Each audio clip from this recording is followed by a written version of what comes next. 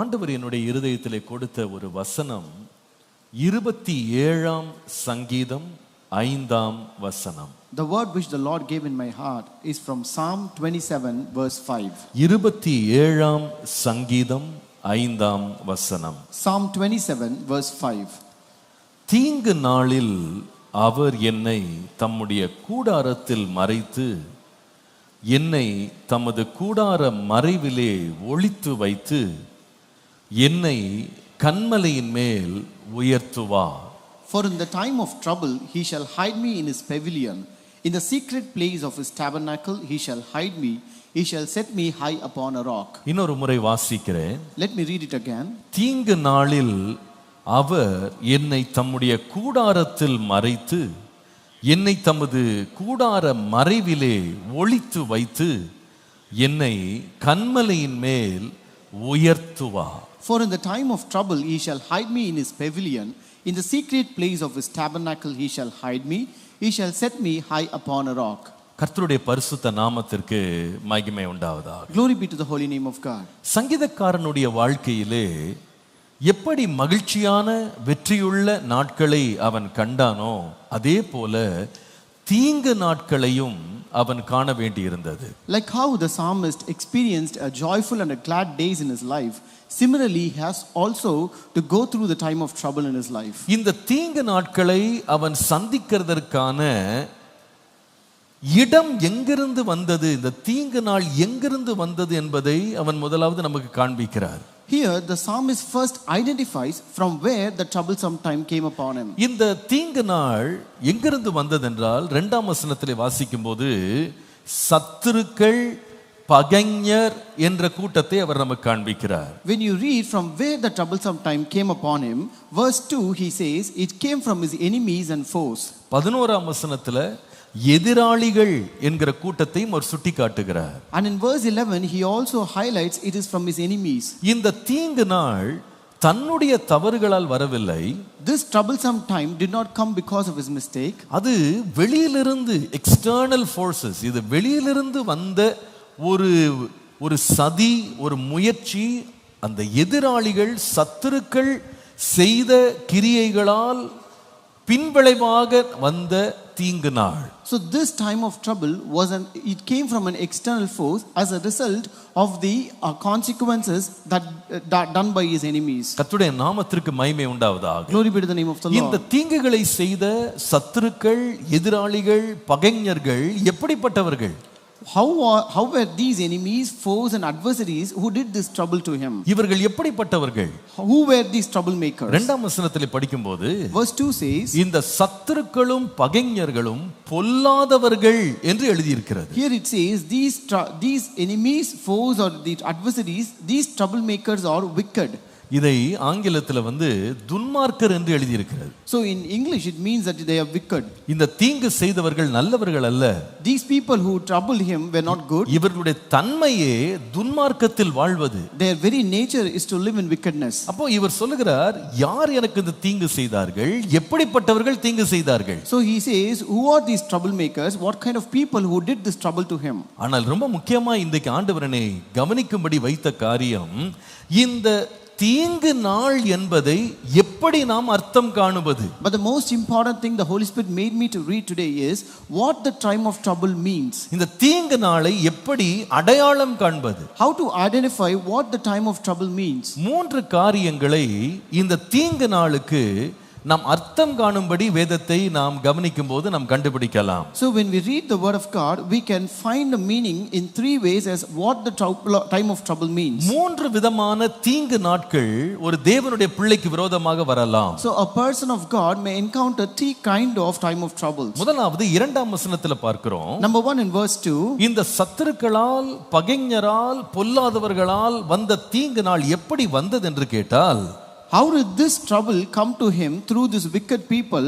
அவர்கள் செய்த வேலையை பாருங்கள். Look at the work that they did. என் மாம்சத்தை பட்சிக்க என்னை நெருக்கினார்கள் என்று வாசிக்கிறோம். It says the wicked came against me to eat up my flesh. என் மாம்சத்தை, வசனம் போடுங்க, என் மாம்சத்தை பட்சிக்க என்னை நெருக்கினார்கள். The wicked came against me to eat up my flesh. கர்த்தருடைய நாமத்திற்கு மகிமை உண்டாவதா. Glory be to the name of the Lord. இவர்கள் முதலாவது செய்த காரியம் என்னவென்றால் நெருக்கினார்கள்.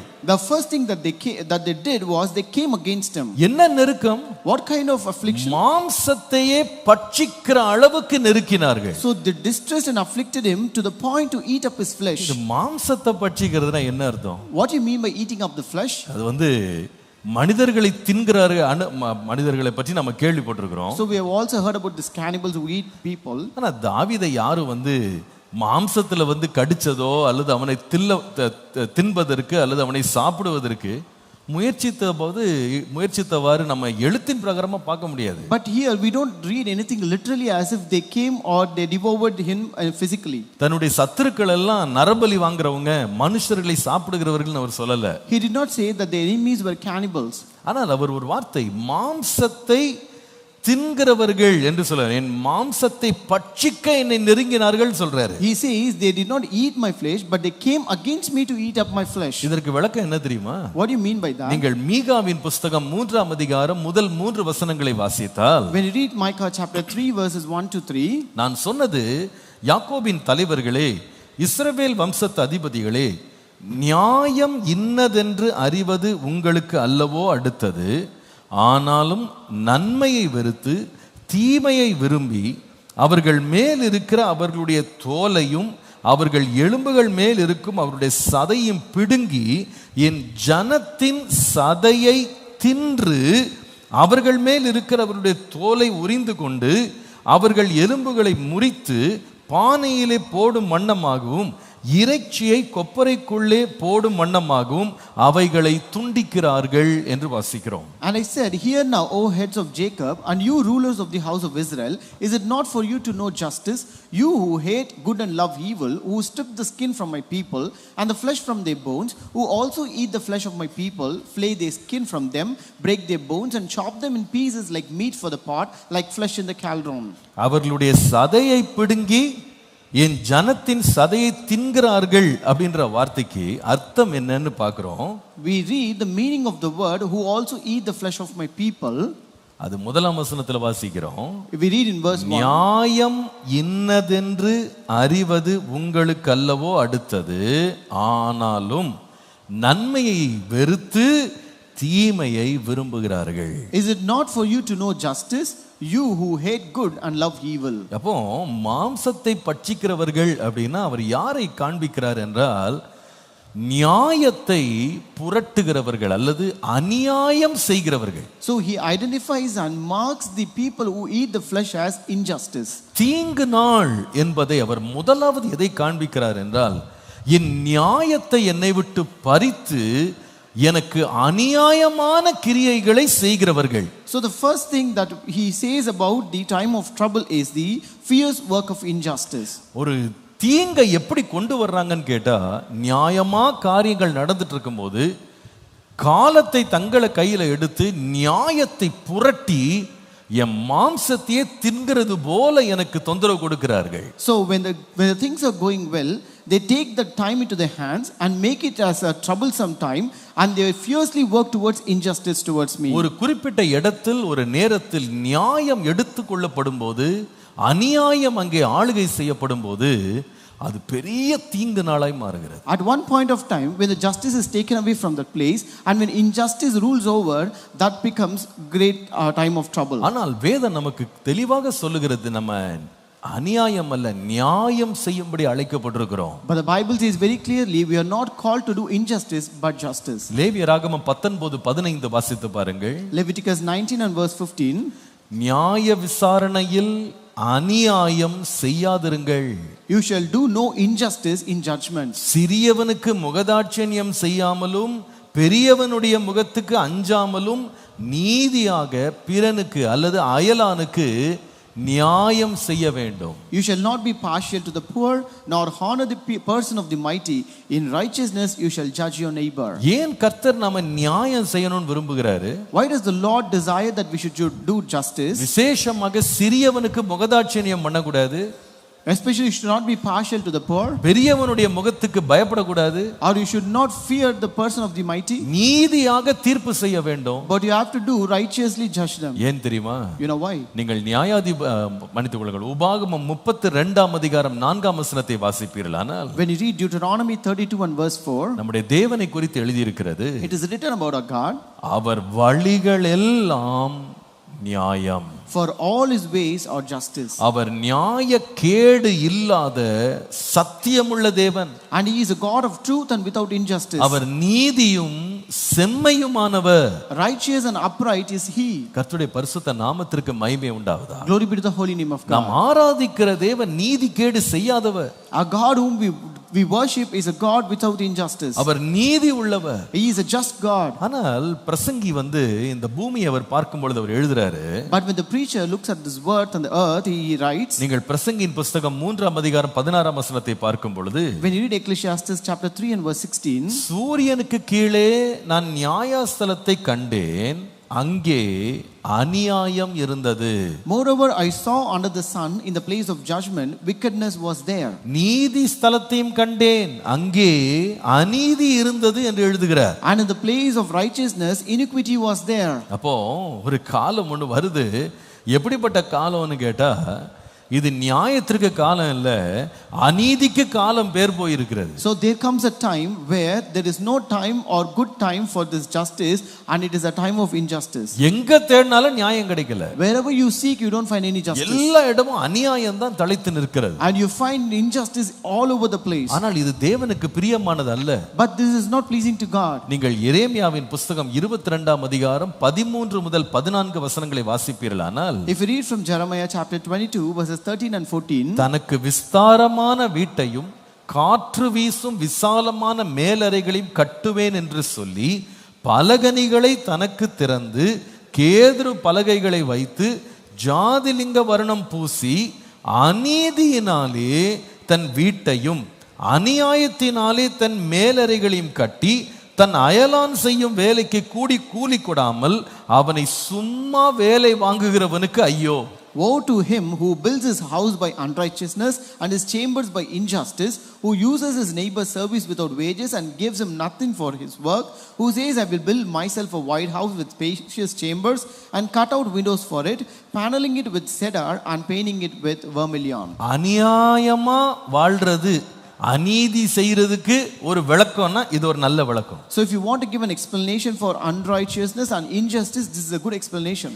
விஸ்தாரமான வீடு கட்டினானா, He built a wide house, காற்று வீசுற நல்ல வசதியான மேல் வீட்டறையை கட்டினானா, and he also built spacious chambers with windows for it, பலகணிகளை எல்லாம் திறக்கிற அளவுக்கு பெரிய பெரிய ஜன்னல் வைத்து வீடு கட்டினானா, and he also built spacious chambers where he can cut out windows for it, நல்ல அழகா பெயிண்ட் அடித்தானா, வர்ணம் பூசினானா, and he also painted it very well. ஆனா இந்த வேலைகளை செய்தவர்களுக்கு கூலி கொடுக்கலையா. But he did not give wages to those workers who worked on it. வேதம் சொல்லுது இது அநியாயம், இது அநீதி. The Bible says it is unrighteousness and injustice. ஆண்டவர் சொல்லுகிறார், இதை செய்கிறவனுக்கு ஐயோ என்று வாசிக்கிறோம். The Lord says, and we read here, woe to him who does this. வேதத்துல இப்படிப்பட்ட ஒரு வாழ்க்கை வாழ்ந்தவனை பெயர் சொல்லி வேதம் சொல்லுகிறது அப்படின்னா அவனுக்கு சகேயு என்கிற ஒரு பெயர் இருக்கு. But if the Bible names a person who have done this, he is named as Zacchaeus. ஆண்டவர் அவனை அநியாயம் செய்தாயின்னு சொல்லல. God did not call him as injustice person. அவனே சொந்தமாக தான் வாயினால் அறிக்கை செய்தான். But he himself declared by his own mouth, யாரிடத்திலாகிலும் நான் அநியாயமாய் வாங்கினது உண்டானால் நாலத்தனையா திருப்பி கொடுக்கிறேன். if I have received in an unjust manner from anyone, I will return back them in fourfolds. இந்த சத்துருவின் அநியாய காலம் எப்படிப்பட்ட காலம் தெரியுமா? You know what is the time of this enemy of this injustice? இந்த தீங்கு நாள் என்றது என்ன நாள் தெரியுமா? What is this time of trouble?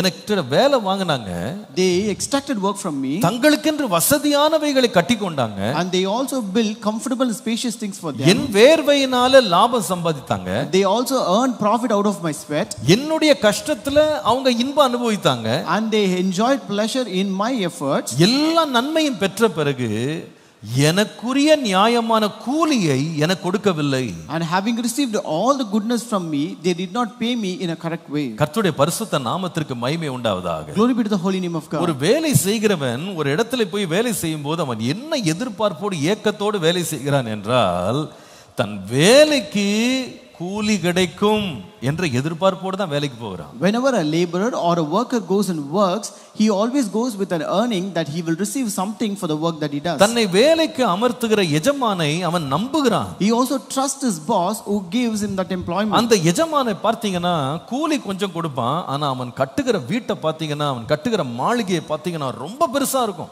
So you can see that boss or the master who pays him little for the work that he done, but he also brings up very wide and spacious houses. இந்த பெரிய மாளிகைகளை பெரிய கட்டடங்களை கட்டுறவங்கள பார்த்தீங்கன்னா ஆயிரக்கணக்கான பேர் சேர்ந்து கட்டுவாங்க.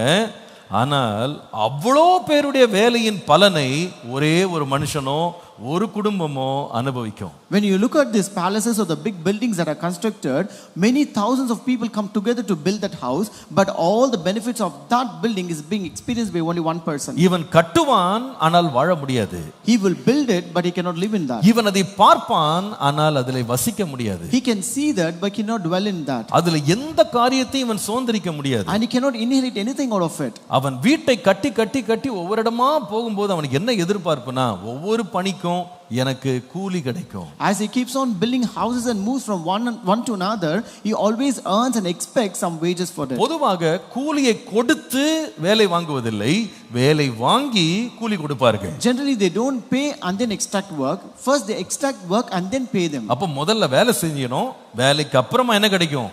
கூலி கிடைக்கும். So first you have to work and then you are paid for that work. அப்ப நிச்சயமா வேலைக்கு அமர்த்தும் போது ஒரு காரியத்தை ஒத்துக்கொண்டு தான் வேலையை செய்ய வைக்கிறாங்க. So surely whenever you are appointed for a work, you have to agree for that and then you do for the work. ஆனால் அநியாயம் செய்யறவன் எப்படிப்பட்டவன் தெரியுமா? But how are the people who do injustice? அவன் இவ்வளவு கூலி கொடுக்கிறேன் என்று பேசும்போது நம்ப தகுந்த விதமாய் பேசுவான். When he says that he will pay so much of amount of wages, he will speak in a way where you can trust him to the extent. என்ன நம்புப்பா, You trust me, நல்ல வேலை செய், you work well, உன் நேரத்தை கொடு, you give your time, உன் உழைப்பை கொடு, you give your உன் labor, திறமையை கொடு, you give your என்ன excellence. நம்பு, முடியும் போது உனக்கு நான் கூலி கொடுப்பேன். You trust me and at the end I will give you the rewards. ஒரு கூலிக்காரனை நம்ப வைக்கிறான். So he makes that person to trust him. ஆனால் முடிவில் அவன் நம்பிக்கையை நொறுக்கி போடுகிறான். But at the end he shatters the trust. யோபு 5ஆம் அதிகாரம் 12 முதல் 16 வசனங்களை நீங்கள் பார்ப்பீர்களானால் Job 5 verses 12 to 16 says, அங்கே யோபு சொல்லுகிறாரு, தந்திரக்காரரின் கைகள் காரியத்தை முடிய நடத்தக்கூடாதபடிக்கு அவர்களுடைய உபாயங்களை அவர் அபத்தமாக்குகிறார். He frustrates the devices of the crafty so that their hands cannot carry out their plans. அவர் ஞானிகளை அவர்களுடைய தந்திரத்திலே பிடிக்கிறார். திரவியவரக்காரர்களின் ஆலோசனை கவிழ்க்கப்படும். He catches the wise in their own craftiness and the counsel of the cunning comes quickly upon them. இந்த திரியாவரக்காரர்களின் ஆலோசனை கவிழ்க்கப்படும். அவர்கள் பகற்காலத்திலே அந்தகாரத்திற்குள்ளாகி மத்தியான வேளையிலே இரவில் தடவுகிறது போல தடவி திரிகிறார்கள். They meet with darkness in the daytime and grope at noontime as in the night. வேதம் சொல்கிறது, ஆனாலும் எளியவனை அவர்கள் வாயில் இருக்கிற பட்டயத்திற்கும் பலவானின் கைக்கும் விலக்கி ரட்சிக்கிறார். அதனால் தரித்திரனுக்கு நம்பிக்கை உண்டு, தீமையானது தன் வாயை மூடும். But he saves the needy from the sword, from the mouth of the mighty and from their hand, so the poor have hope and injustice shuts her mouth. கடைசி வார்த்தை தீமையானது தன் வாயை மூடும் என்பது ஆங்கிலத்தில் எப்படி இருக்கிறது என்றால் அநியாயம் தன் வாயை மூடிக்கொள்ளும். So here in verse 16 the last part says injustice shuts her mouth. ஏன் தெரியுமா? அது அந்த அநியாயம் தொடர்ந்து முன்னேறாம இருக்கும். ஏன் தெரியுமா? Why this injustice cannot progress? இந்த எளியவர்களுக்காக கர்த்தர் எழும்பி நிற்பார். It's because the Lord will stand up for this poor. ஏன்னா தன்னை வேலை வாங்கினவங்க யார் என்றா தந்திரமா வேலை வாங்குறாங்க. So people who extracted work from them, they did it in a cunning way. ஆண்டவர் சொல்லுகிறார், தந்திரக்காரரை தந்திரக்காரின் கைகள் காரியத்தை முடிய நடத்தக்கூடாதபடிக்கு அவருடைய உபாயங்களை அவர் அபத்தமாக்குகிறார். So here he says he frustrates the devices of the crafty so that their hands cannot carry out their plans. ஞானிகளை அவருடைய தந்திரத்துல பிடிக்கிறார். And he also catches the wise in their own craftiness. அப்ப இவங்க எல்லாம் தந்திரமா வேலை செஞ்சு கடைசில அநியாயம் செய்யணும்னு திட்டமிட்டாங்க. So these are the people who have worked cunningly and at the end they plan to work injustice. இதை அறியாமல் ஒருவன் தீங்கு நாளுக்கு நேரா பயணம் பண்ணி கொண்டிருக்கிறான். So without knowing this, unaware of this situation, a person is going in the time of trouble. ஆனால் சங்கீதக்காரன் சொல்றாரு, But the psalmist says, இந்த மாதிரி அநியாயம் செய்யறவங்க எனக்கு தீங்கு நாளை அவங்க ஆயத்தம் பண்ணிக்கிட்டு இருக்கும்போது தீங்கு நாளிலே கர்த்தர் என்னை தன்னுடைய கூடாரத்திலே மறைத்து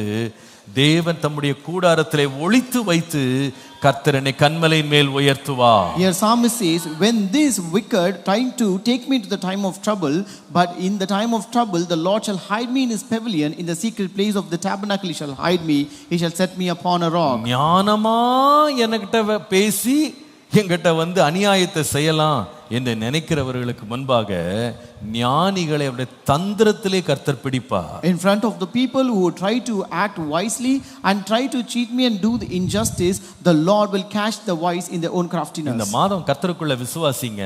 You believe this month in the Lord? என்னுடைய தேவன் யார் என்றால் என்னை தீங்கு நாளில் மறைக்கிற தேவன். Who is my God? He is a God who hides me in his pavilion in the time of trouble. Hallelujah. Hallelujah. எந்த இடத்துல கர்த்தர் என்னை மறைக்கிறார்? Where will the Lord hide me?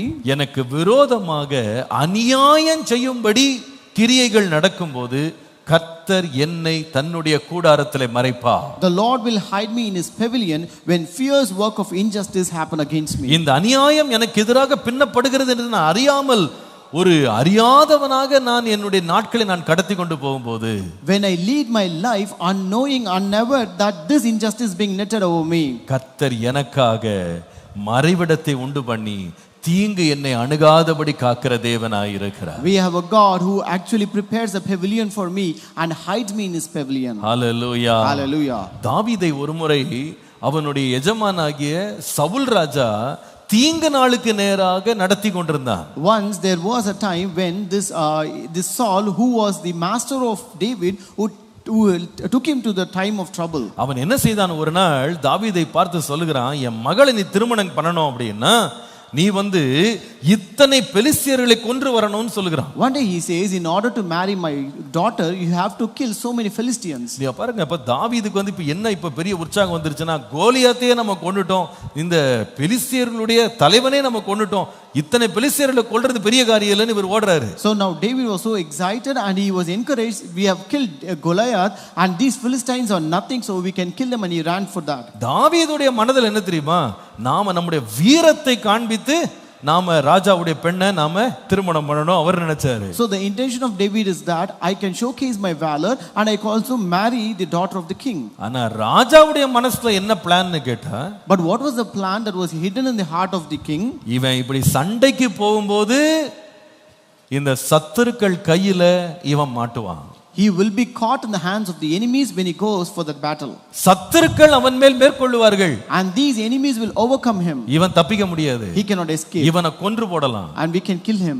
என்ன தந்திரமா வேலை செய்தான் தெரியுமா? How cunningly he worked that. யாருக்கு இதெல்லாம் செய்தான் தெரியுமா? And to whom he did that? நான் சொல்லுவேன், தன்னுடைய ஜீவனையே பணைய வைத்து கோலியாத்தோடு யுத்தம் பண்ண போனவனுக்கு இந்த தாவீது இந்த சவுல் ஒரு அநியாயமான ஒரு காரியத்தை அவனுக்கு பின்னால வலை பின்னுவது போல பின்னி கொண்டிருந்தான். But this person Saul, he was knitting a cunning thing, a craftiness behind this David, who put his life at stake to save the life of Saul. ஆனால் கர்த்தர் என்ன செய்தார் தெரியுமா, அந்த தீங்கு நாளிலே கர்த்தர் அவனை கூடார மறைவிலே ஒளித்து வைத்தார். But what did the Lord do? The Lord hid him in his pavilion in the time of trouble. Hallelujah. Hallelujah. தீங்கு நாளில் கூடார மறைவிலே வைத்தார். And in the time of trouble he hid him in his pavilion. எதற்காக? For what? தேவன் நியாயம் செய்கிறவர் என்பதை காண்பிக்கும்படியாக. So that in order to show that the Lord is a God of justice. Hallelujah. Hallelujah. இன்னைக்கு விசுவாசிங்க, today you believe this. ஆண்டவரே எனக்காக நியாயம் செய்யும்படி தீங்கு நாளில் என்னை மறைத்து வைத்து உயர்த்துகிற உம்முடைய கரத்தை நான் நோக்கி பார்க்கிறேன். Lord, I look at your hands who hides me in the time of trouble to lift me high upon a rock. எத்தனை பேர் விசுவாசிக்கிறீங்க இன்றைக்கு? How many of you believe this? தீங்கு நாளில் என்னை கூடார மறைவிலே ஒளித்து வைத்து என்னை உயர்த்துகிற கன்மலைக்காக நன்றி. Lord, I thank for the rock who hides me in the pavilion of time of trouble and lift me up, Lord. Hallelujah. Hallelujah. தீங்கு நாளில் தம் கூடார மறைவில் தேடி சேர்த்தென்னை மறைப்பா. தீங்கு நாளில் தம் கூடார மறைவில் தேடி சேர்த்தென்னை மறைப்பா. உன்னதத்தில் மறைவாக ஒளித்தென்னை பாதுகாத்து உயர்த்துவார் கன்மலை மேல். உன்னதத்தில் மறைவாக ஒளித்தென்னை பாதுகாத்து உயர்த்துவார். காலையும் மாலையும் காலையும் மாலை எவ்வேளையும் கர்த்தரை கருத்துடன் பாடிடுவே. காலையும் மாலையும் காலையும் மாலை எவ்வேளையும் கர்த்தரை கருத்துடன் பாடிடுவே. Hallelujah. Thank you Jesus. Hallelujah. Hallelujah. தீங்கு நாளில் என்னை கூடாரத்திலே மறைக்கிறார். In the time of trouble, God hides me in his இது pavilion. என்ன தீங்கு? முதலாவது What is the time of trouble? அநியாயத்தின் நாட்கள். It's the fierce work of injustice. இரண்டாவது ஒரு தீங்கு நாளை நாம் வாசிக்க முடியும். The second time of trouble that we can read, சங்கீதம் 27:12 பாருங்கள். Psalm 27:12. என் சத்துருக்களின் இஷ்டத்திற்கு என்னை ஒப்புக்கொடாதேயும், பொய் சாட்சிகளும் ஆக்கிரமித்து சீறுகிறவர்களும் எனக்கு விரோதமாய் எழும்பி இருக்கிறார்கள். Do not deliver me to the will of my adversaries, for false witnesses have risen against me, and such as breathe out violence. பொய் சாட்சிகளும் ஆக்கிரமித்து சீறுகிறவர்களும் எனக்கு விரோதமாய் எழும்பி இருக்கிறார்கள். For false witnesses have risen against me, and such as breathe out violence. கர்த்தருடைய பரிசுத்த நாமத்திற்கு மகிமை உண்டாவதா. Glory be to the holy name of இங்க God. இரண்டாவது ஒரு தீங்கை சொல்லுகிறார். Here he says the second time of அது trouble. என்னது அது? What is that? பொய் சாட்சிகள். False witnesses. பொய் சாட்சிகள். False witnesses. நான் நினைக்கிறேன் இந்த பொய் சாட்சி அப்படின்றது ஒரு மனிதனை நாசமாக்கும்படி எழுப்பப்படுகிற வார்த்தைகள். I think these false witnesses are something that is risen up in order to destroy a person. ஒரு மனிதனுடைய நேர்மையை, உண்மையை தவறாக, தீங்காக, அதை மோசமாக சித்தரிக்கிறதற்கு எழுப்பப்படுகிறவை. This is something which is being brought out to describe the integrity and the honesty of a person in a wrong way. நீங்கள் இந்த பொய் சாட்சியை குறித்து ஞானி எழுதும்போது அதை விளக்கும்போது பாருங்க. When you read about a wise man who says about these false witnesses, நீதிமொழிகள் 25:18 வாசித்தால், when you read Proverbs 25:18, பிறனுக்கு விரோதமாய் பொய் சாட்சி சொல்லுகிற மனுஷன் தண்டாயுதத்திற்கும் கட்கத்திற்கும் கூர்மையான அம்புக்கும் ஒப்பானவன்னு போட்டிருக்கு. a man who bears false witnesses against his neighbor is like a club, a sword and a sharp arrow. இது இங்கிலீஷ்ல ரொம்ப இன்ட்ரெஸ்டிங்கா இருக்கு. ஒரு கிளப் மாதிரி, கிளப்னா தடி. It is like a club. ரெண்டாவது ஸ்வோர்ட் அப்படின்னா பட்டயம். And second is a sword. மூன்றாவது கூர்மையான அம்பு. And the third is a sharp arrow. யார் இது? Who is this? சொல்லுங்க. பொய் சாட்சி சொல்றவன். False witness. இதெல்லாம் பொதுவா இந்த ஆயுதங்களை ஒரு மனுஷனை அழிக்கிறதுக்கு, வேதனைப்படுத்துறதுக்கு, அவனை ஒழிக்கிறதுக்குன்னு பயன்படுத்துகிற ஆயுதங்கள். Generally these weapons are the weapons used to hurt a person or to destroy a person. அதாவது ஒரு மனுஷன் இன்னொருவனை பற்றி பொய்யா சாட்சி சொல்லுகிறவனை இப்படிப்பட்ட கொடுமையான ஆயுதங்களுக்கு அவர் ஒப்பிடுறாரு. So a person who gives false witness is compared to such weapons. இந்த சத்துருக்கள் என்ன செய்யறாங்கன்னா, எப்படி தீங்கு நாட்களை பிணைக்கிறாங்கன்னு கேட்டா, இப்படிப்பட்ட பொய் சாட்சிகளை எழுப்பி அவனுடைய வாழ்க்கையே கெடுக்குறாங்க. So how do these enemies bring a time of trouble to him?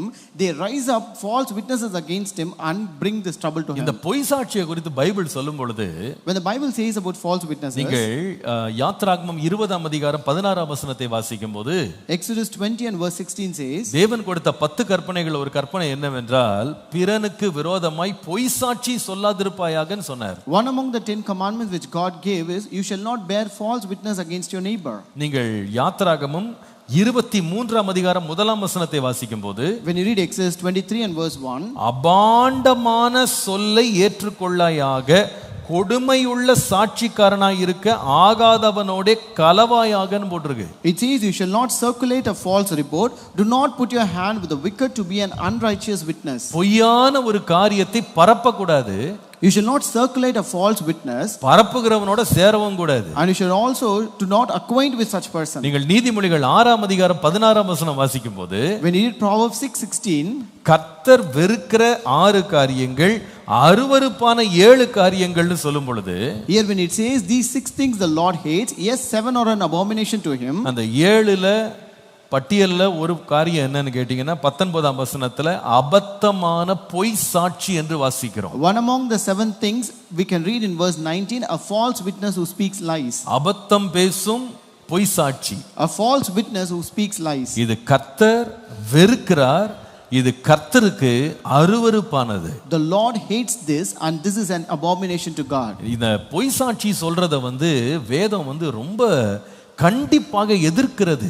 And the Bible also opposes and rebukes this false witness. நீங்கள் உபாகமம் 19ஆம் அதிகாரம் 16ல இருந்து 21 வாசிப்பீர்களானால், when you read Deuteronomy chapter 19 verses 16 to 21, 16ஆம் வசனத்துல verse 16 says, ஒருவன் மேல் ஒரு குற்றத்தை சுமத்தும்படி ஒரு பொய் சாட்சிக்காரன் அவன் மேல் சாட்சி சொல்ல எழும்பினால், if a false witness rises against a man to testify against him of wrongdoing, 18ஆம் வசனத்துல verse 18 says, நியாயாதிபதிகள் நன்றாய் விசாரணை செய்ய கடவர்கள், and the judges shall make careful inquiry. சாட்சி கள்ள சாட்சி என்றும் தன் சகோதரன் மேல் அபாண்டமாய் குற்றம் சாட்டினான் என்றும் கண்டால், அவன் தன் சகோதரனுக்கு செய்ய நினைத்தபடியே அவனுக்கும் செய்ய கடவீர்கள். And indeed, if the witness is a false witness who has testified falsely against his brother, then you shall do to him as he thought to have done to his brother. பொய் சாட்சி எதுக்கு சொன்னானா? Why did he say this false witness? இந்த பொய் சாட்சியை நியாயாதிபதிகள் எல்லாரையும் நம்ப வச்சுட்டேன் அப்படின்னா, நான் யாருக்கு விரோதமாய் பொய் சாட்சி சொன்னனோ அவனுக்கு இந்த தீங்கெல்லாம் நடக்கும். So if you make the judges to believe your false witness, then you will bring all the evil to the one against whom you have said this.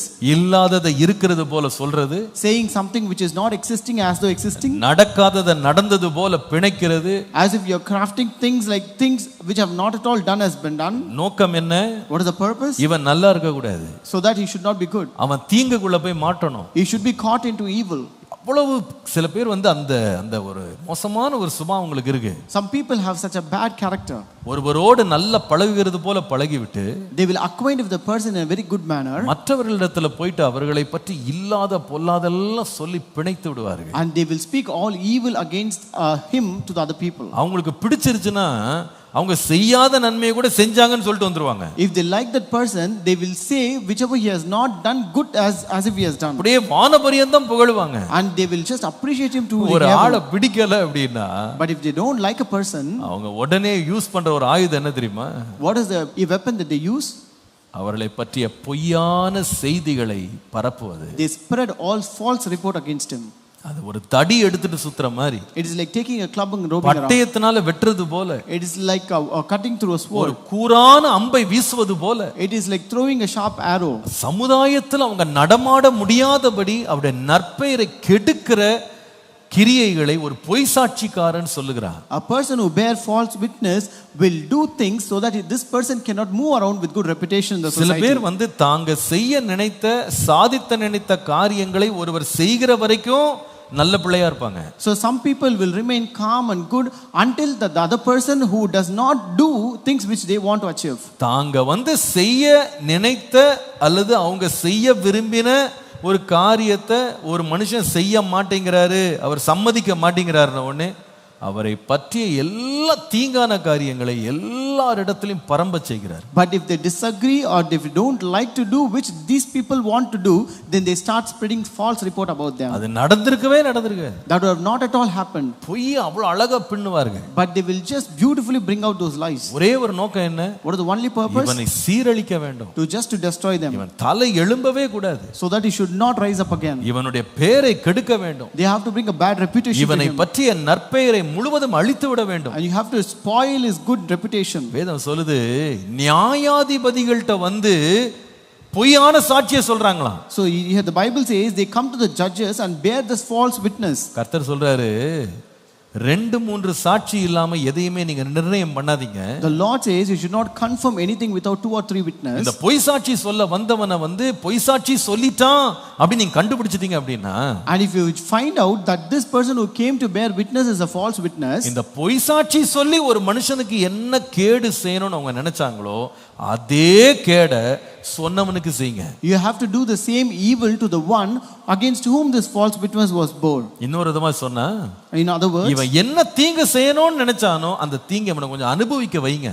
you have to let him experience the same evil which actually he planned to the other person to அதுல experience. சொல்லுகிறாரு, இப்படி செய்தாதான் உங்கள் நடுவுல பரம்பிக் கொண்டிருக்கிற தீமையை நீ விலக்க முடியும். And here he says, only if you do so, you shall put away the evil from among you. 20ஆம் வசனத்துல, In verse 20, மற்றவர்களும் அதை கேட்டு பயப்படுவாங்க. and those who remain shall also hear and fear. இப்படிப்பட்ட தீமையை செய்யாம இருப்பாங்க. And hereafter they shall not again commit such evil thing. 21ஆம் வசனத்துல ஆண்டவர் எவ்வளவு கடுமையா சொல்றாரு பாருங்க. In verse 21, the Lord says very strictly, உன் கண் அவனுக்கு இரங்கவே கூடாது. your eye shall not pity. இன்னொருதான், இரக்கம் காட்டாது. Otherwise be merciless.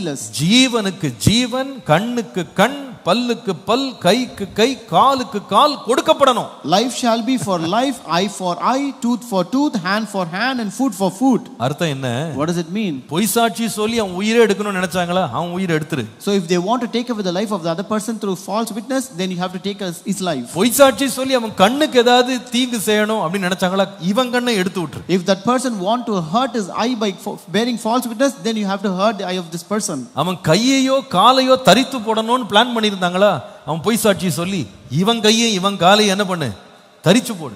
If that person intend to cut his hand or foot by bearing false witness, then you have to cut his hand and foot. அவனுக்கு எந்த விதத்திலும் இரக்கம் காட்டாது. You don't show mercy in any ways. கர்த்தருடைய நாமத்திற்கு மகிமை உண்டாவதா. Glory be to the name of the Lord. தீங்கு நாள்னா என்ன தெரியுமா? What do you mean by time of trouble? சில வேளையில சத்துருக்கள் எழும்பி தங்கள் வாயிலிருந்து வருகிற சாட்சிகளால், கதைகளால் ஒருவளை முழுவதும் அழித்துவிட திட்டம் பண்றாங்க பாருங்க, அதுதான் தீங்கு நாள். The time of trouble is when the wicked will rise, the enemies will rise and bear false witness against people to destroy them completely. பொதுவாகவே பாருங்க, ஒரு ஆளுடைய உயர்வும் வளர்ச்சியும் அவர்களுடைய மரியாதை மதிப்பும் எதன் அடிப்படையில் இருக்குன்னா, அவர்களை குறித்த சமுதாயத்திலே நிலைத்திருக்கும் நற்பெயரின் அடிப்படையில் தான் இருக்கின்றத மறந்துடாதீங்க. Generally the growth and the maturity of a person and the respect and the honor is given to a person based on the good reputation in the society that they bear. நீங்க ஒரு இடத்துல வேலைக்கு போகணும்னா கண்டிப்பா அவங்க என்ன கேட்பாங்கன்னா, ஒரு நல்ல ஒரு சர்டிபிகேட் கேட்பாங்க. கான்டாக்ட் சர்டிபிகேட் சொல்லுவாங்க. If you want to get employed in a person, they will ask for a contact certificate. நற்சான்றிதழ் அப்படினு சொல்லுவாங்க. That is called as a contact certificate. ஒரு கம்பெனியில இருந்து இன்னொரு கம்பெனிக்கு நீங்க மூவ் பண்ணனும் அப்படினா, நீங்க எந்த கம்பெனில இருந்து விடுபடுறீங்களோ அந்த கம்பெனி உங்களுக்கு என்ன கொடுக்கும்னா நற்சான்றிதழ் கொடுக்கும். If you want to move from one company to the other company, the company from where you are relieving has to give you a contact certificate. முந்தன கம்பெனில உங்களுக்கு நல்ல பெயர், நல்ல சாட்சி கொடுக்கப்படல அப்படினா அடுத்த கம்பெனி உங்களை வேலைக்கு எடுக்க மாட்டாங்க. If the former company doesn't give you a good reputation or a good contact certificate, then the next company will not take you. சில வேளையில சில கம்பெனிஸ்ல போய் நீங்க பேப்பர்ஸ் எல்லாம் சப்மிட் பண்ணும்போது அவங்க என்ன கேட்பாங்கன்னா, எங்கேயாவது உங்களுக்கு சட்டத்துல அல்லது நீங்க நியாயாசனத்துல ஏதாவது வழக்குகள் உங்கள் மேல இருக்கான்னு கேட்பாங்க. So when you go and submit your papers for an employment anywhere, they will ask, is there any case or anything, a criminal case that is filed against you? Police ஸ்டேஷன்ல உங்க மேல ஏதாவது கேஸ் வழக்கு இருக்கா, நிலுவையில் இருக்கா? Is there any case pending against you in the police station? அவங்க case இருக்குன்னு கண்டுபிடிச்சிட்டாங்கன்னா வேலையில தொடர்ந்து வைக்கவே மாட்டாங்க. And if they find there's a case pending against you, then you will not be hired. சாட்சின்றது அவ்வளவு பெரிய காரியம். So a good reputation is a great witness is a great thing. அவ்வளவு பயங்கரமான ஒரு காரியம். That is more important. ஒருவருடைய பேரை ஒருவன் கெடுத்து அவனுடைய வாழ்க்கையை, அவனுடைய வளர்ச்சியை, அவனுடைய வெற்றியை ஒருவன் கெடுக்க நினைப்பானால் அதுதான் தீங்கு நாள். If a person intend to spoil the name of a person and spoil his life, his victory, his future, then that is the time of trouble. பாருங்க, ஒருவரை பிசிக்கலா நம்ம அடிக்கணும் அப்படின்னா அதுக்கு ரொம்ப திட்டம் பண்ணணும். See, if you want to hurt a person physically, you have to plan more for that. அதுக்கு நிறைய ஆயுதம் இருக்கணும். You need weapons for அதுக்கு that. நிறைய பயிற்சி இருக்கணும். You need training for that. அதுக்கு நிறைய பலம் வேணும். You also need more strength for that. ஆனா இந்த பொய் சாட்சி சொல்றதுக்கு எதுவுமே தேவையில்லை. But you don't need anything for this false witness. நம்ம சொல்லுவாங்க நாக்குக்கு நரம்பே இல்லைன்னு, எலும்பு இல்லையா நரம்பு இல்லையா ஏதோ சொல்லுவாங்க, என்னமோ இல்லைன்னு. நாக்குக்கு நரம்பு இல்லையா, அது பாட்டுக்கு பேசும். So this tongue doesn't have nerves, so it can speak as on its own. வேதம் சொல்லுது அது ரொம்ப சிறிய உறுப்பு, ஆனா காட்டையே கொளுத்தி போடுமா. But the Bible says it is a small organ, but it can kindle the entire forest. அது can burn up in it. ஒரு காடுனா ஒரு நாள்லயே அங்க காடு வளருது. So when you look at a forest, will it grow up in one single day? ஒரே நாள்ல எழும்பிருதா? Will it come up in one single day? ஒரு காடு வர்றதுக்கு எத்தனை வருஷம் ஆகுது தெரியுமா? You know, it takes many years in order to create a forest. ஆனா இத்தனை வருஷம் வளர்த்த ஒரு காட்டை ஒரு சின்ன தீ என்ன பண்ணும்னா ஒரு சில மணி நேரங்கள்ல சாம்பலாக்கி கருக பண்ணிடும். But this small fire can just burn up the entire forest in matter of seconds and minutes. நான் சொல்லுவேன், ஒருவருடைய பொய் சாட்சி ஒரு ஆள் பல வருஷமா கட்டி காத்த நற்பெயரை ஒரு நொடியில கெடுத்து நாசமாகிரும். I tell you, a false witness can destroy and spoil the good name and the reputation which a man kept for many years. நம்ம ஊர்ல கூட பாருங்க, சில பேர் பொய்யான வழக்குகள் போட்டு விட்டுருவாங்க. Even in our places we can see people who bring up false cases against us. அதுக்கு அடிப்படையே இருக்காது. You will not have any basis ஆனா for கேஸ that. போட்டு விட்டுருவாங்க. But they will put on that case. அவங்களுடைய நோக்கம் என்ன தெரியுமா? What is their intention? இந்த கேஸ கிளியர் பண்றதுக்கு எப்படியும் 10 வருஷம் ஆகும். It will take another 10 years to clear this case. இந்த 10 வருஷத்துல அவனுக்கு இருக்கிற வருங்காலம் எதிர்காலம் அவனுக்கு இருக்கிற நற்பெயர் எல்லாம் கெடுத்து நாசமாக்கிரும். So in this 10 years I will spoil and destroy his good name, his future and everything that he has. எல்லாமே ஒண்ணு இல்லாம போய்டும். Everything will become nothing. அவ்வளவுதான், அவன் திரும்ப எழும்புறது ரொம்ப கஷ்டம். And henceforth it is really difficult for him to rise up. இதுதான் ஒருவனுக்கு வரும் தீங்கு நாள். This is the time of trouble which a person encounters. கர்த்தருடைய பரிசுத்த நாமத்திற்கு மகிமை உண்டாவதாக. Glory be to the holy name of God. இந்த பொய் சாட்சி கொடுக்கிற அவப்பெயர் இருக்கு பாருங்க, மிக வேகமாக பரவக்கூடியது. So this bad reputation which this false witness brings can spread very rapidly. ஒரு காட்டை எடுத்துக்கிட்டீங்கன்னா, ஒரு காட்டுக்கு தண்ணி பாய்ச்சணும் அப்படின்னா அதுக்கு பல நாட்கள் பல மணி நேரங்கள் ஆகும். So when you take a forest, if you want to water and irrigate that forest, it will take many hours and many days. உண்மையா சொல்லப்போனா ஒரு காட்டுக்கெல்லாம் தண்ணி பாய்ச்சணும், ஒரு காட்டையெல்லாம் பராமரிக்கணும், ஒரு காட்டுக்கெல்லாம் நம்ம உரம் போடணும்னா அது காலத்துல முடியாத காரியம். See, if you want to irrigate, if you want to water, if you want to fertilize the entire forest, it will take many times. You will not have much time for that. ஆனா அதே காட்டை கொளுத்துறதுக்கு ஒரு சின்ன தீ போதும். But in order to burn the same forest, a small fire is enough. அந்த entire முழு காடும் எரிஞ்சு சாம்பல் ஆகிறதுக்கு வாரங்கள் மாசங்கள்ல ஒரு சில மணி நேரங்கள்ல மொத்தமும் நாசமாயிடும். It will not take weeks or months, just a few hours is enough to burn the entire forest. பொய் சாட்சி கூட அதே மாதிரி தாங்க. False witness is similar. ஒரு ஆள் தன்னுடைய நற்பெயரை வளர்க்கிறதுக்கு பல மாதங்கள் பல வருஷங்கள் அவன் உழைக்க வேண்டியிருக்கு, அவன் வாழ வேண்டியிருக்கு, அவன் கட்டி காக்க வேண்டியிருக்கு. A person had to toil, labor, he has to put on efforts for many years, many months to bring that good reputation and name for him. ஆனா பொய் சாட்சி சொல்றான் எப்படிப்பட்டவன் தெரியுமாங்க? But how is this person who bear false witness? அந்த ஆளுக்கு 50 வயசு இருக்கும். That person might be 50 years old. 70 வயசு இருக்கும். He might be 70 years old. 70 வருஷம் அந்த மனுஷன் இரவு பகலா கஷ்டப்பட்டு கட்டி காத்த பேரை ஒரே ஒரு வரியில ஒருவனை என்ன பண்ண முடியும்னா முழுசும் நாசமாக்க முடியுங்க. You can simply destroy the good reputation which he kept for 50 years, which he earned for 70 years in just one sentence against him. இதுல பிரச்சனை என்ன தெரியுமாங்க? No, what is the problem here? எப்படி ஒரு காட்டு தீயை கட்டுப்படுத்துறது ரொம்ப கஷ்டமோ அதே போல பொய் சாட்சி சொல்லி திரியறான் பாருங்க, அவன் உண்டாக்கின கெடுதலை நிறுத்துறது கட்டுப்படுத்துறதுன்றது கிட்டத்தட்ட முடியாத காரியம். Like how you cannot control this forest fire so easily, similar is this bad witness which spreads the news about this person which you cannot control at all. அதாவது ஒருத்தர் பொய் சாட்சி ஒருத்தர் சொல்றாருன்னா அது ஒரு ஆளோட நிக்காது பாருங்க, அவர் 10 பேர்ட்ட சொல்லுவார், அவர் 10 பேர்ட்ட சொல்லுவார், அவர் 10 பேர்ட்ட செயின் ரியாக்ஷன் சொல்லுவாங்க. அந்த மாதிரி இது நிற்காத ஒரு காரியமாக எல்லா இடமும் பரம்புது. When a person spreads a false report on a person, it keeps on spreading from one to another, and he will tell another 10. It is like a chain reaction. It spreads very rapidly with many people. சங்கீதக்காரன் தன்னுடைய வாழ்க்கையில தீங்கு நாள்னு சொல்லும்போது அவன் சொல்லுகிறான், இந்த பொய் சாட்சிகள் என்ன செய்யறாங்கன்னா ஆக்கிரமித்து சீறுகிறாங்களாம். When the psalmist says about this false witness, he says this false witness, they rise against him and such as breathe out violence. ஆனால் சொல்லுகிறாரு, இப்படிப்பட்ட தீங்கு நாள்ல என்ன மறைச்சு என்னை பாதுகாக்கிறதுக்கு கர்த்தர் என்னை தன்னுடைய கூடார மறைவு கொண்டு போகிறார். But in this time of false witnesses, I have a God who shall hide me in his pavilion and who will set me high upon a rock. Hallelujah. Hallelujah. அது அர்த்தம் என்ன தெரியுமா? What does it mean?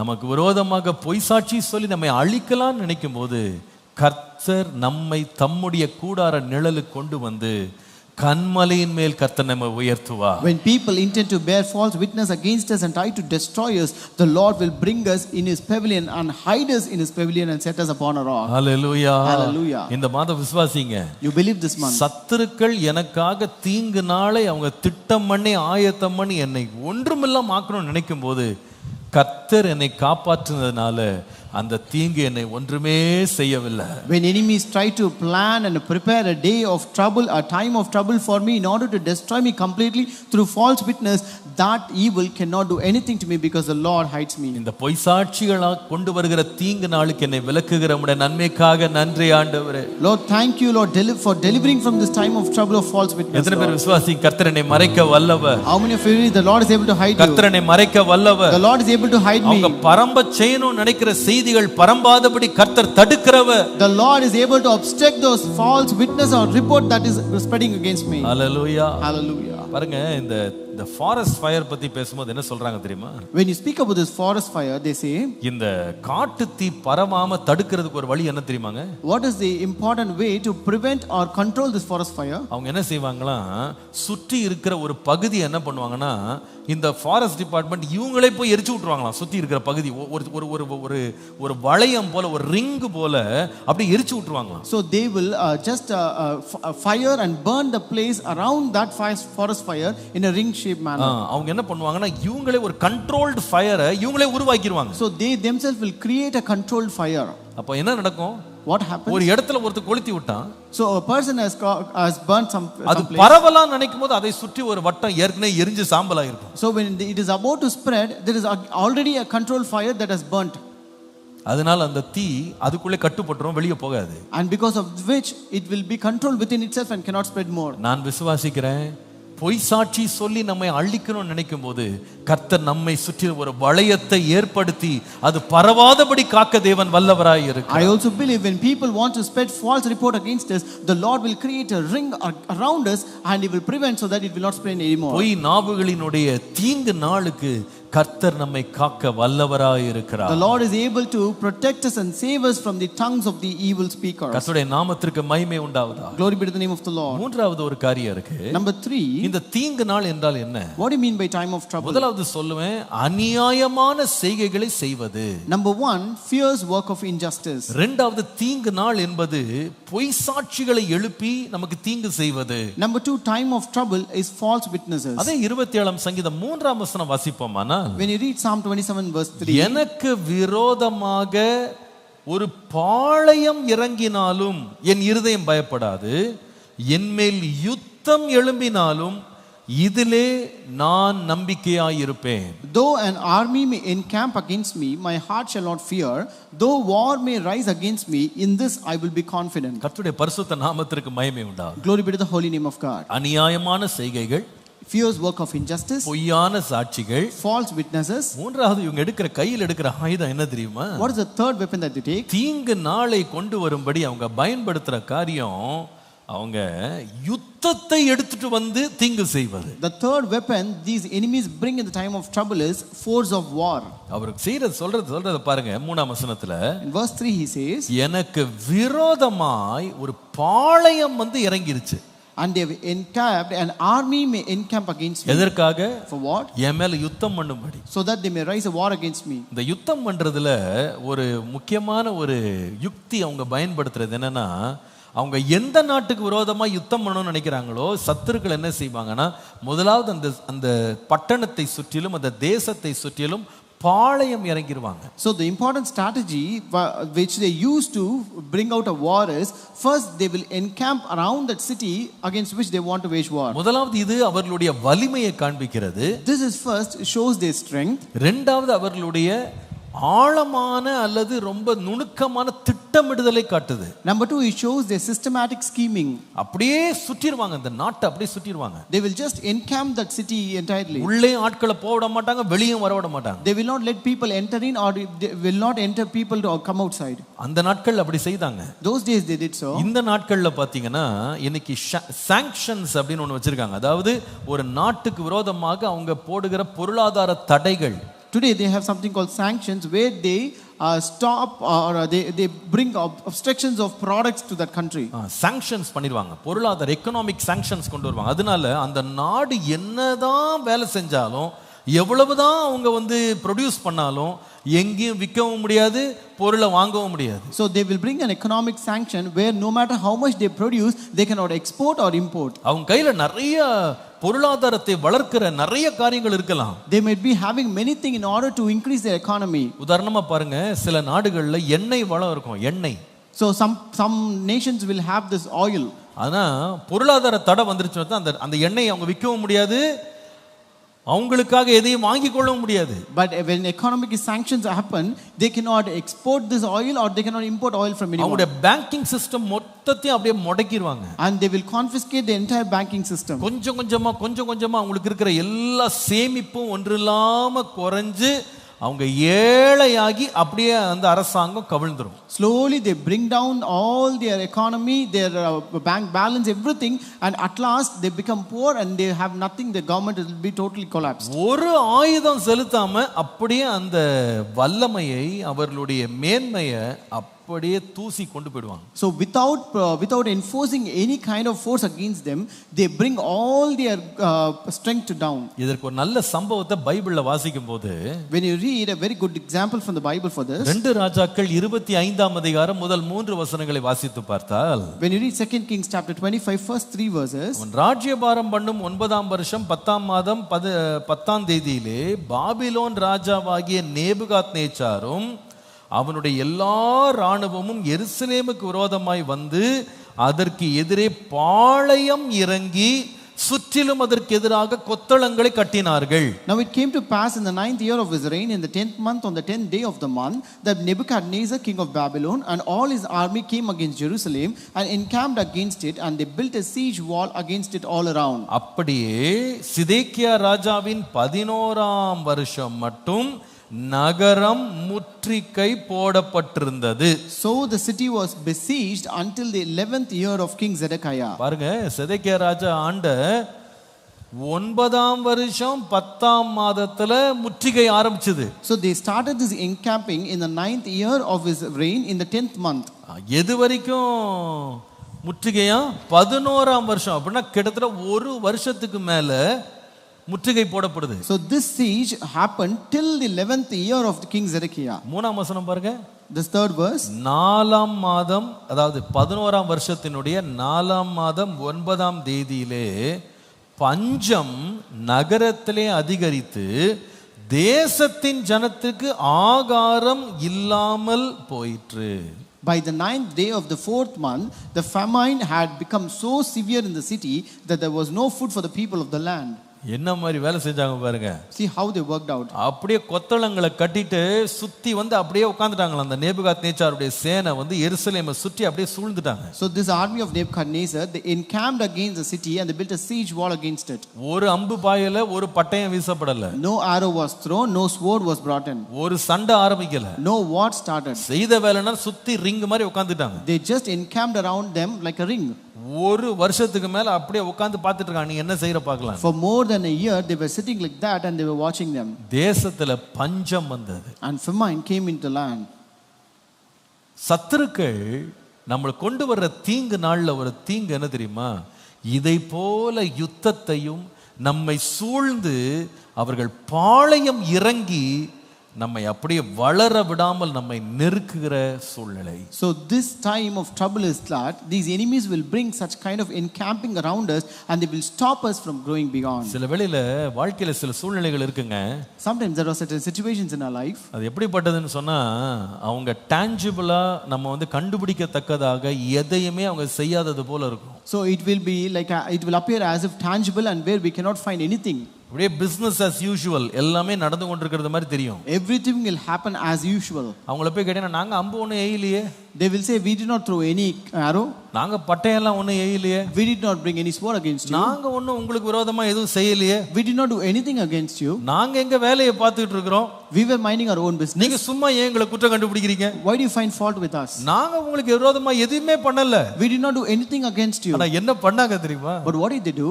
அமைதியா சுத்தி உட்கார்ந்துட்டாங்க. They just encircled and encamped silently. அது அர்த்தம் என்ன தெரியுமா? What does that mean? உள்ளே யாரும் வர முடியாது, வெளியே யாரும் போக முடியாது. No one can enter or no one can exit. நீ மேல எழும்பணும்னு நினைச்சா முடியவே முடியாது. Even if you want to rise up, you cannot do that. அப்படியே அமைதியா உட்கார்ந்து என்ன பண்ணுவாங்கன்னா அப்படியே ஒரு சூழ்ச்சி பண்ணி சூழ்ந்துருவாங்க, அப்படியே பாளையம் போட்டுருவாங்க. They will calmly conspire and they encamp you around you. நீங்க எதையுமே விடுதலையா ஒரு காரியத்தை செய்ய முடியாத அளவுக்கு அப்படியே நெருக்கிடுவாங்க. So they will not allow you to do anything with freedom and they will encamp you so badly. ஒரு யுத்த சத்தமோ யுத்த எக்காலமோ கேட்காது, ஆனா உங்களால வாழ முடியாது. You cannot hear any sounds of war or sounds of trumpets, but you cannot live. உங்களுக்கு விரோதமா பேசாதது போல இருக்கும், ஆனா காரியங்கள் எல்லாம் உங்களுக்கு விரோதமா அப்படியே இருக்கும். It appears as if they did not speak anything against you, but things will be so.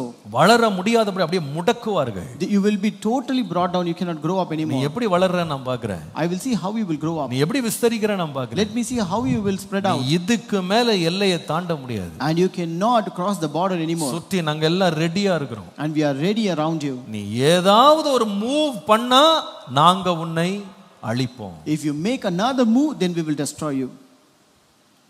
சங்கீதக்காரன் சொல்றான், Psalmist says, என் தீங்கு நாள்ல சத்துருக்கள் என்னை சுற்றிலும் அப்படியே பாளையம் இறங்கிட்டாங்க. in my time of trouble, these enemies have encamped against me. என்னால வளர முடியல, I'm not able to grow up. என்னால பெருக முடியல, I'm not able to spread. என்னால உயர முடியல, I'm not able to exalt. என்னால ஒன்றுமே செய்ய முடியல. I'm not able to do anything. இப்படி வந்து கடைசியில் அந்த தேசம் பஞ்சத்திலே மாட்டிக்கொண்டது போல ஒரு நிலைமை உருவானது. And at last it came to a situation where the nation is totally under famine. ஆனால் கர்த்தர் சொல்லுகிறார், But the Lord says, இந்த தீங்கு நாளில் கர்த்தர் தம்முடைய பிள்ளைகளை சூழ்ச்சிகள் நடுவில் பாளையம் சூழ்ந்து நிற்கிற வேளையில கூடார மறைவிலே வைத்து தேவன் உயர்த்துகிறார். in the time of trouble, when the children of God are amidst conspiracy, amidst this people of war, force of war, the Lord says he will hide me in his pavilion and lift us up. இந்த மாதம் கர்த்தர் சொல்லுகிறது, தீங்கு நாள்ல சிக்கி கொண்டீங்களா? The Lord says this month, are you caught in the time of trouble? தீங்கு நாள் என்ன நாள்? What is the time of trouble? அநியாயமான காரியங்களை நமக்கு விரோதமாய் செய்வது. It is a fierce work of injustice happening against us. பொய்யான குற்றச்சாட்டுகளை நம்ம மேல சுமத்துவது. It is the time when false witnesses are brought against us. நாம வலதுபுறமோ இடதுபுறமோ முன்னேற முடியாதபடி நம்மை சுற்றிலும் பாளையம் இறங்கி நிற்கிறது. It is encamping of the force of war where you cannot grow anymore right or left. ஆனால் வேதம் சொல்லுகிறது, அந்த நாளில கர்த்தர் என்னை தம்முடைய கூடாரத்துக்கு கொண்டு போய் மறைக்கிற தேவன். But the Bible says, on that day, in the time of that trouble, the Lord will hide me in his pavilion. Hallelujah. Hallelujah. நான் இருக்கிற இடத்துல என்ன வைக்கிறவர் அல்ல. The Lord will not keep me in the place where I am. கர்த்தர் தம்முடைய மறைவுக்கு என்னை கொண்டு போகிறார். He will take me to his hiding அவங்க place. எத்தனைத்த தீங்குகள் எனக்கு நேரிடாதபடி கர்த்தர் என்னை பாதுகாக்கிற தேவன். The Lord will protect me so that those evil will not come against me. ஒருவேளை இந்த மாதம் நீங்க சந்திக்க போகிற சத்துருக்களுடைய தீங்கு நாட்கள் உங்களுக்கு அநியாயம் செய்யறதுக்கு அவங்க திட்டமிட்டிருக்கலாம். Yes, this time of trouble you might encounter in this month where your enemies might be planning to do something injustice for you. இரண்டாவது, அவர்கள் பொய்யான சாட்சிகளை எழுப்பி உங்களுக்கு தீங்கு நாளை உண்டு பண்ண திட்டம் பண்ணி இருக்கலாம். Or they might be trying to bear false witness against you to create a time of trouble in your life. மூன்றாவது, யுத்தத்தை எழும்ப பண்ணி உங்களை சுற்றிலும் பாளையம் இறங்கி இருக்கலாம். Number 3, they would have got a force of war against you and encamped an army against you. ஆனால் இதன் நடுவில் நம்முடைய தேவனுடைய வல்லமை இன்றைக்கு நீங்க உணருங்க. But amidst this you experience the power of God today. என்ன வல்லமை? What is that power? கர்த்தர் என்னை மறைக்கிறார். The Lord hides me. கர்த்தர் என்னை மறைக்கிறார். The Lord hides me. கர்த்தர் என்னை மறைக்கிறார். The Lord hides me. அந்த தீங்கு எனக்கு நெருங்காதபடி கர்த்தர் என்னை பாதுகாக்கிறார். The Lord will protect so that I Hallelujah. me. Hallelujah. அவங்க பாளையம் போட்டா If they encamp, கர்த்தர் தம்முடைய நிழலை கொண்டு the வருகிறார். Lord brings a shadow upon me. Hallelujah. Hallelujah. அந்த பாளையம் என்னை நெருங்காதபடி So that கர்த்தரே எனக்கு சுற்றிலும் நிழலாக இருக்கிறார். the Lord reminds a shadow around me so that army will not encamp against me. Hallelujah. Hallelujah. அவங்க எழுப்பி விட்ட தீகள்லாம் என் மேல அக்கினிலாம் என் மேல பற்றாதபடி கர்த்தர் என்னை சுற்றி ஒரு ரிங் வச்சிருக்கிறார். The Lord has kept a ring around me so that those fire which they have kindled will not come upon அவங்க me. எவ்வளவுதான் பேரை கெடுக்கணும்னு அவங்க முயற்சி எடுத்தாலும் அது என்னை அணுகாது. No matter how much they try to spoil my good name, that will not harm me. என்னை சுற்றி என்னை சூழ்ந்திருக்கிறார். And he has surrounded me.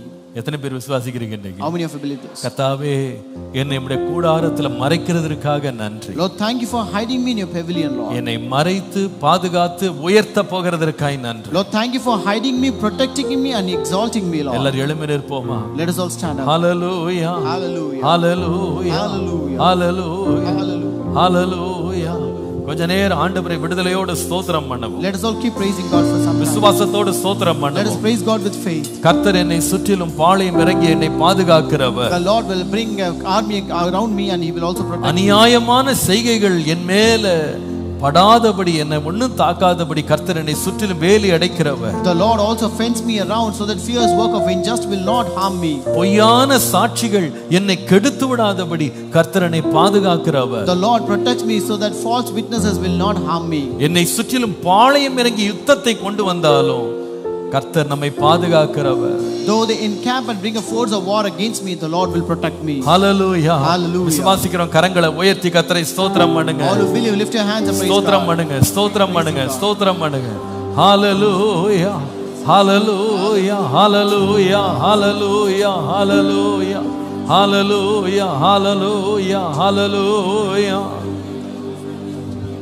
எனக்கெதிராய் ஓர் பாளையம் இறங்கி என் மேல் ஒரு யுத்தம் வந்தாலோ, எனக்கெதிராய் ஓர் பாளையம் இறங்கி என் மேல் ஒரு யுத்தம் வந்தாலோ, பயப்படேன் எதிராளி நிமித்தமாய் செவ்வையான பாதையில் நடத்திடுவார். பயப்படேன் எதிராளி நிமித்தமாய் செவ்வையான பாதையில் நடத்திடுவார். தீங்கு நாளில் தம் கூடார மறைவில் தேடி சேர்த்தென்னை மறைப்பார். தீங்கு நாளில் தம் கூடார மறைவில் தேடி சேர்த்தென்னை மறைப்பார். உன்னதத்தில் மறைவாக ஒளித்தென்னை பாதுகாத்து உயர்த்துவார். உன்னதத்தில் மறைவாக ஒளித்தென்னை பாதுகாத்து உயர்த்துவார். கர்த்தரின் வெளிச்சம் பாடுவோம். கர்த்தரின் வெளிச்சம் ஜீவனின் பலனும் கிருபையாய் ரட்சிப்புமானார். கர்த்தரின் வெளிச்சம் ஜீவனின் பலனும் கிருபையாய் ரட்சிப்புமானார். அஞ்சிடாமல் கலங்காமல் பயமின்றி திகிலின்றி அனுதினம் வாழ்ந்திடுவே. அஞ்சிடாமல் கலங்காமல் பயமின்றி திகிலின்றி அனுதினம் வாழ்ந்திடுவே. எனக்காக யாவும் செய்வார், எனக்காக யாவும் செய்து முடிப்பார். என் கர்த்தர் வாக்கு மாறினார். எனக்காக யாவும் செய்து முடிப்பார். என் கர்த்தர் வாக்கு மாறினார். தமக்கென்று பயந்திடும் பக்தர் யாவர் விருப்பமும் தவறாமல் நிறைவேற்றுவார். தமக்கென்றும் பயந்திடும் பக்தர் யாவர் விருப்பமும் தவறாமல் நிறைவேற்றுவார். காலையும் மாலையும் எவ்வேளையும் கர்த்தரை கருத்துடன் பாடிடுவே. காலையும் மாலையும் எவ்வேளையும் கர்த்தரை கருத்துடன் பாடிடுவே. ஹalleluya. நல்ல பிதாவே, இந்த காலவெளியிலே எங்களை நாங்கள் ஒரு முறை கூட உம்முடைய சமூகத்திலே தாழ்த்தி கொண்டு எங்களை படைக்கிறோம். Our good Father, even this morning hour, once again we humble ourselves and commit in your presence, Lord. தீங்கு நாளிலே எங்களை உம்முடைய கூடார மறைவிலே மறைக்கிறதற்காக நன்றி. Lord, thank you for hiding us in your pavilion in the time of trouble. எங்களை ஒளித்து வைக்கிறதற்காக நன்றி. Lord, thank you for hiding us, Lord. எங்களை கன்மலையின் மேல் உயர்த்துகிறதற்காக நன்றி. Lord, thank you for lifting us up upon a rock. தீங்கு நாட்களை குறித்து இன்னைக்கு எங்களோடு நீர் விளக்கமாய் பேசினீர். Lord, you spoke very detailedly about this time of trouble today, Lord. பொல்லாதவர்கள், துன்மார்க்க சத்துருக்கள், எங்களுக்கு விரோதமாக பிணைக்கிற அநியாயங்கள் எங்களை தீங்கு நாளைக்கு நேராக நடத்தலாம். Lord, the fierce work of injustice that is planned by enemies and foes can lead us to the time of trouble, Lord. ஆண்டவரே, எங்களுக்கு விரோதமான பொய் சாட்சிகளை சொல்லி எங்களை தீங்கு நாளுக்கு நேராக எங்களை நடத்தலாம். Lord, people can bear false witnesses against us and lead us towards a time of trouble, Lord. சத்துருக்கள் எங்களை சுற்றிலும் பாளையம் இறங்கி யுத்தத்தை எழும்ப பண்ணி எங்களை தீங்கு நாளுக்கு நேராக நடத்தலாம். Lord, our enemies may encamp and bring a force of war against me and lead into the time of trouble, Lord. ஆனால் இன்றைக்கு நாங்கள் தைரியமாய் சொல்லுகிறோம். But today we say boldly, அந்த Lord. தீங்கு நாளை குறித்து நாங்கள் பயப்பட வேண்டியதில்லை ஆண்டவரே. Oh, we need not be afraid of the time இந்த of தீங்கு trouble. நாளை குறித்து நாங்கள் கலங்க வேண்டியதில்லை. We do not be perplexed about the time of தீங்கு trouble. நாள் எங்களை மறைக்கிற உம்முடைய கூடாரத்துக்காக நன்றி. Lord, thank you for pavilion that is going to hide us in the time of எங்களை trouble. ஒளித்து வைக்கிற உம்முடைய கூடாரத்திற்காக நன்றி. Lord, thank you for your tabernacle that is going to hide us, Lord. இந்த தீமையெல்லாம் எங்களுக்கு நன்மையாய் மாற்றி தருகிற உம்முடைய அன்புக்காக நன்றி. Lord, thank you for your love that going to change all the evil into good, Lord. நீர் செய்ய போகிற அதிசயங்களை நினைத்து ஸ்தோத்திரிக்கிறோம். Lord, we thank you for all the wonders that you're going to do. உம்முடைய மகிமைகள் மத்தியிலே வெளிப்படட்டும். Let your glory be manifested here. இயேசுவின் நாமத்தில் பிதாவே, In Jesus' name we pray. ஆமென். நம்முடைய கர்த்தராகிய இயேசு கிறிஸ்துவினுடைய கிருபை, பிதாவாகிய தேவனுடைய அன்பு, பரிசுத்த ஆவியானவருடைய அந்யோன்ய ஐக்கியம், சமாதானம், ஆசீர்வாதம் நம் அனைவரோடும் கர்த்தருடைய வருகை பரியந்தம் நிலைத்திருப்பதாக. எல்லாரும் சேர்ந்து சொல்லுவோம். என் ஆத்துமாவே கர்த்தரை ஸ்தோத்திரி, என் முழு உள்ளமே அவர் பரிசுத்த நாமத்தை ஸ்தோத்திரி. என் ஆத்துமாவே கர்த்தரை ஸ்தோத்திரி, அவன் செய்த சகல உபகாரங்களை மறவாதே. அவருடைய அக்கிரமங்களை எல்லாம் மன்னித்து உன் நோய்களை எல்லாம் குணமாக்கி